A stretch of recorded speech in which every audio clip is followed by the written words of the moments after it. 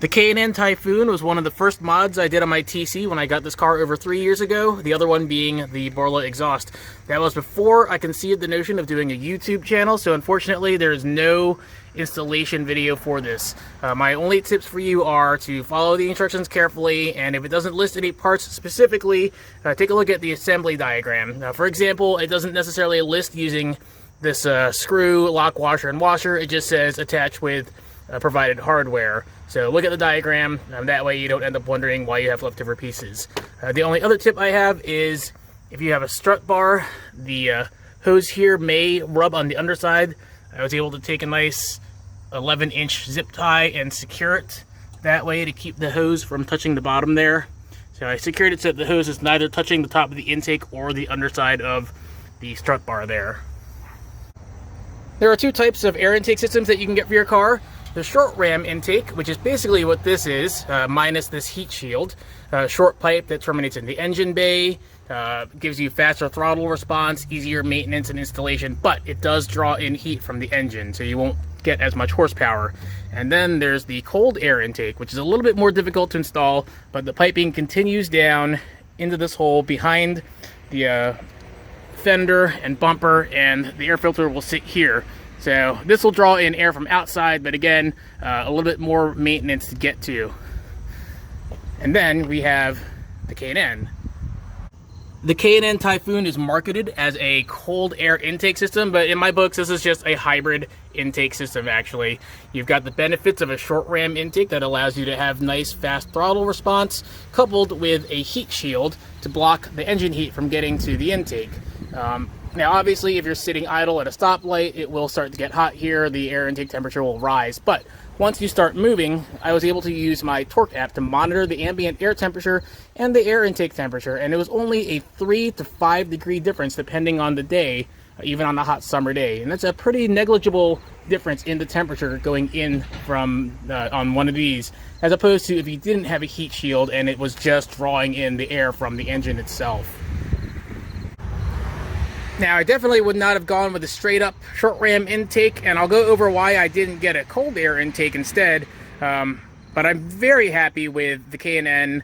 I did find my original Amazon review. In it, I wrote that while the maximum horsepower was at 5,200 RPMs according to the dyno, I did feel the horsepower at 4,500 RPMs, which was nice. Also, the throttle response was immediate.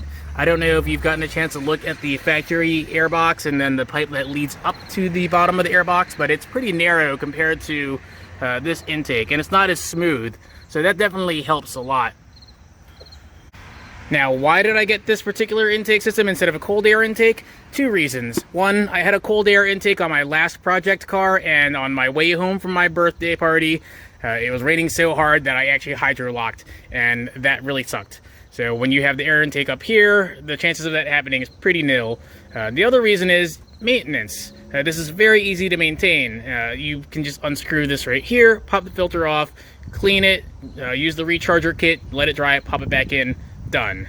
I do that at every oil change. I actually noticed that my miles per gallon, if I miss cleaning it at an oil change, drop noticeably and then go right back up after cleaning the filter. Now, that might not be enough reasons for you to go with this type of intake system and you instead want to go with a cold air intake.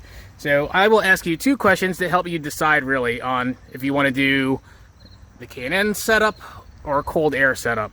One, are you getting a cold air intake system because you want to net the extra horsepower? And if yes, are you willing to, at every oil change, because when the filter sits down here, it's going to get dirtier faster, to do the maintenance and clean it?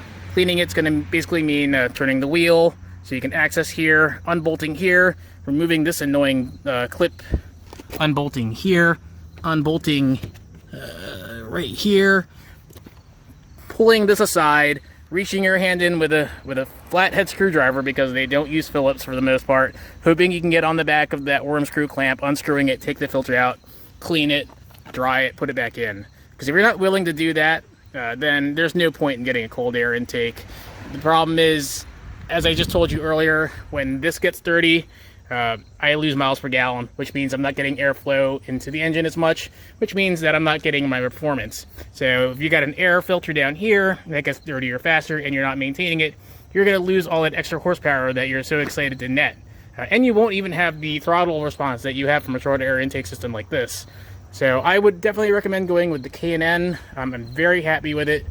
Now, like I said, if you are ready to commit to doing all of the maintenance, because you should be maintaining your vehicle, then go ahead and get a cold air intake system. But if you're not going to be able to do it, or you had someone else, or you're planning on having someone else install a cold air intake system for you, but you're not mechanically minded to get down in here to do the maintenance, do yourself a favor and stick with a setup like this instead. I hope that helps you out. Thanks for watching.